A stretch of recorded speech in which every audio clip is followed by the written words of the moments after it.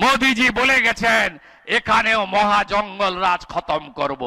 SIR এর খুব যন্ত্রণা, কলকাতায় নাচছে আর বক্তব্য রাখছে 5 স্টার ধর্ণা মঞ্চ, সেখানে সব আছে, এসি আছে, স্যান্ডউইচ আছে, চকলেট আছে, কোকাকোলা আছে, কোমোট আছে, পারফিউম আছে, সেখানে 5 স্টার পশ্চিমবঙ্গের পিডব্লিউডি দপ্তর বানিয়ে রেখেছে।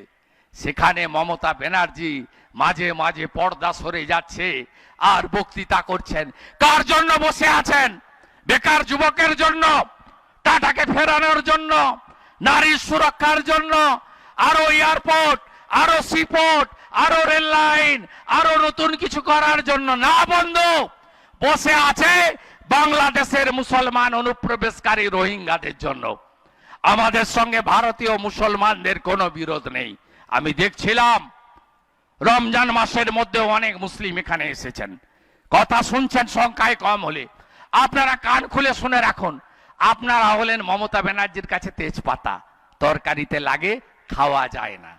দয়া করে তাড়ান এদের, আপনাদের কিছু হয়নি।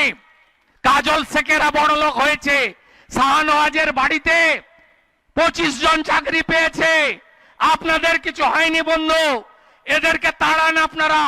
আর আমাদের লড়াই অভারতীয়দের মধ্যে, আপনি যদি ভারতীয় হন আপনার গায়ে লাগবে কেন? আমরা বাংলাদেশি হিন্দুদের নেব, তারা শরণার্থী। আমি আসার পথে আমাকে মতুয়া সমাজ, ঠাকুর হরিচাঁদ ঠাকুর, ঠাকুর গুরুচাঁদ ঠাকুর বলে আমাকে তারা ফুল দিয়ে জয় হরি বল বলে স্বাগত জানিয়েছে। রাস্তায় নেমে আমি প্রণাম করে এসেছি। আমি বলেছি ভোটার লিস্টে নাম উঠে গেছে সবার? বলছে হ্যাঁ আমাদের সব উঠে গেছে। আমি যদি কারোর বাকি থাকে 2002 এর পরে বাংলাদেশ থেকে এসে থাকেন, হিন্দু হয়ে থাকেন, সিএএ তে আবেদন করুন, সিটিজেনশিপ দেবে নরেন্দ্র মোদী।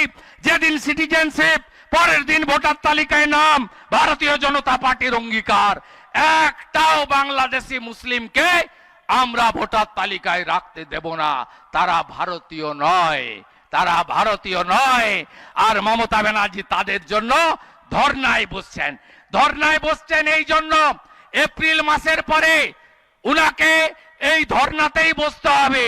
কারণ এবারে সবাই ঠিক করে ফেলেছে বিজেপি আসছে, ব্রেকফাস্টে 58 লাখ, লাঞ্চে 7 লাখ, ঝুলে আছে 60 লাখ, কত যাবে কেউ জানে না। ভোটার তালিকা থেকে সব পচা দুর্গন্ধ বেরিয়ে গেছে, বদরক্ত বেরিয়ে গেছে, সব বেরিয়ে গেছে। আমাদের সঙ্গে ওদের কোনো তফাৎ নেই। বিজেপি আসছে, চারিদিকে আওয়াজ উঠেছে পরিবর্তন চাই, বিজেপি তাই, বাঁচতে চাই, বিজেপি তাই। এই সরকার কোথায় গেছে দেখুন। মহামহিম রাষ্ট্রপতি দ্রৌপদী মুর্মু একজন আদিবাসী পরিবার থেকে উঠে এসে ভারতবর্ষের সবচেয়ে বড় জায়গায় গেছেন। তাকে পর্যন্ত উত্তরবঙ্গে আদিবাসীদের ভারতীয় সম্মেলনে, তাদের মহাসম্মেলনে যোগদান করতে বাধা দিচ্ছে। আমার কথা নয়। আজকে দুপুরবেলা একদিকে সাংসদ রাজু বিস্তা, একদিকে ফাঁসিদার বিধায়ক দুর্গা মুর্মুকে নিয়ে মাননীয় রাষ্ট্রপতি মহোদয়া বলছিলেন আমাকে বাধা দেওয়া হচ্ছে, আমাকে কর্মসূচি করতে দেওয়া হয় না। আমার উপরে মমতা ব্যানার্জির এত রাগ কেন? রাগ তো থাকবেই। মহামহিম, যেদিন আপনি ভোটে দাঁড়িয়েছিলেন সেদিন মমতা ব্যানার্জিরা আপনাকে ভোট দেয়নি, যশবন্ত সিনহাকে ভোট দিয়েছিল। আমি সৌমিত্র খানরা আপনাকে ভোট দিয়েছিলাম। আমরা আদিবাসীদের সম্মান দিতে জানি। তাই আজকে রাষ্ট্রপতি মহোদয়ের ঘটনার পরে প্রমাণ হয়ে গেছে তৃণমূল শুধু হিন্দু বিরোধী নয়, তৃণমূল শুধু নারী বিরোধী নয়, তৃণমূল আদিবাসী বিরোধী। এদের ঝাঁটিয়ে বিদায় করতে হবে। এপ্রিল মাসে ভোটে এদেরকে হারাতে হবে। আর সমস্ত সনাতনীদের বলবো, আমরা অন্য ধর্মকে সম্মান করি, কেন বলুন তো? ধুলিয়ান হবে, হরগোবিন্দ দাস, চন্দন দাসকে তাদের খুন করা হবে, কেন আমাদের তুলসী মঞ্চ মহেশতলায় তুলে ফেলে দেওয়া হবে, কেন শ্যামপুরে মা দুর্গার মূর্তি ভাঙা হবে, কেন কাকদ্বীপে কালী মাকে প্রিজন ভ্যানে তোলা হবে? আপনারা কি এখনো ঘুমাবেন? আমি দেখছিলাম লোকসভা ভোটে মঙ্গলকোটে মুসলমান বুথে 600 ভোট পড়লে 595 তৃণমূল কংগ্রেস পায়, আর হিন্দু বুথে 600 ভোট পড়লে আপনারা আমাদের 350 দেন, সিপিএম কে 50 দেন, তৃণমূলকে 200 দেন। কেন বন্ধু? আপনি পারেন না একজোট হতে? আপনি পারেন না একজোট হতে? আপনি পারেন না? ওরা যদি মুসলিম কার্ড খেলে, আপনি হিন্দু কার্ড খেলে, কেন হিন্দুদের এক করতে পারেন না?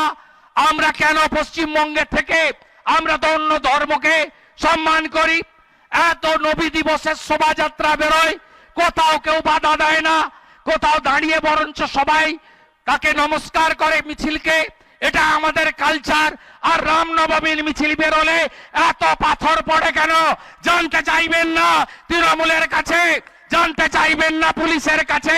দুর্গা পূজাতে, নাম অট্টতে, কীর্তনে, অনুকূল ঠাকুরের অনুষ্ঠানে, রামকৃষ্ণ মিশনের অনুষ্ঠানে, ভাগবত কথাতে, শীতলা পূজাতে, মহাদেবের মেলাতে হাইকোর্ট যেতে হবে কেন বন্ধু? কেন যেতে হবে হিন্দুদের? এই অবস্থার পরিবর্তন চান? হ্যাঁ কি না বলুন? হ্যাঁ কি না বলুন? হ্যাঁ কি না বলুন? যদি অবস্থার পরিবর্তন চান, আগামী মাসে নির্বাচন, লাইন দিয়ে ভোট দিন, লাইন দিয়ে ভোট দিন। চাকরি হবে, মহিলারা 3000 টাকা পাবেন, বার্ধক্য বিধবা ভাতা, দিব্যাঙ্গ ভাতা, লোক প্রসাদ শিল্পী ভাতা, তফসিলি ভাতা, আদিবাসী ভাতাও বৃদ্ধি হবে, শিল্প আসবে, শিক্ষার বেহাল অবস্থা ফেরাবো, স্বাস্থ্য কেন্দ্রে আপনাদের প্রাইভেটে যেতে হবে না, আয়ুষ্মানের কার্ড, বিশ্বকর্মা যোজনা, মহিলাদের নারী সুরক্ষা, মাথা উঁচু করে থাকবেন, অন্নদাতা ভগবান কৃষক, ধানের দাম পাবেন, আলুর দাম পাবেন, সারের কালোবাজারি বন্ধ হবে। আপনাদের জন্য আমরা আছি। পরিশেষে একটা আবেদন করব, 14 তারিখ, 14ই মার্চ এই পরিবর্তন যাত্রা 5000 কিলোমিটার ঘুরে কলকাতায় শেষ হবে। ওই দিন যাবেন তো? কখন যাবেন? বেলা 12টা। বক্তাকে নরেন্দ্র মোদী। যাবেন তো? যাবেন তো? পায়ে পায়ে উড়িয়ে ধুলো, ব্রিগেড চলো, পায়ে পায়ে উড়িয়ে ধুলো। 14ই মার্চের সমাবেশে, 14ই মার্চের সমাবেশে পরিবর্তন আনতে, চোর তাড়াতে, মৌলবাদ তাড়াতে, জঙ্গিবাদ তাড়াতে, পশ্চিমবঙ্গকে গ্রেটার বাংলাদেশ আটকাতে, নারী সুরক্ষার জন্য, নারী সুরক্ষার জন্য সবাই মিলে বলুন, তাই পাল্টানো দরকার। জোরে বলুন, পাল্টানো দরকার। চাই বিজেপি সরকার, তাই তো? এত ভয় করবেন না, এত ভয় করবেন না। আমি শুভেন্দু অধিকারী মমতা ব্যানার্জিকে নন্দীগ্রামে হারিয়েছি, ভবানীপুরে এবার হারাবো। আপনি গ্রামে গ্রামে জোট বাঁধুন, জোট বাঁধুন।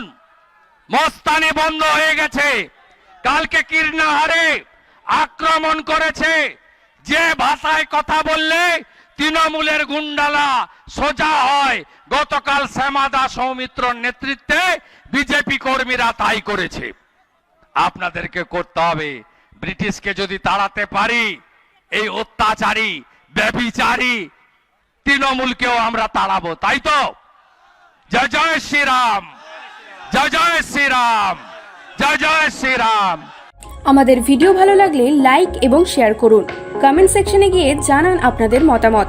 আরও ভিডিও পেতে আমাদের চ্যানেল সাবস্ক্রাইব করুন এবং প্রতি মুহূর্তে খবরের আপডেট পেতে প্রেস করুন বেল আইকন।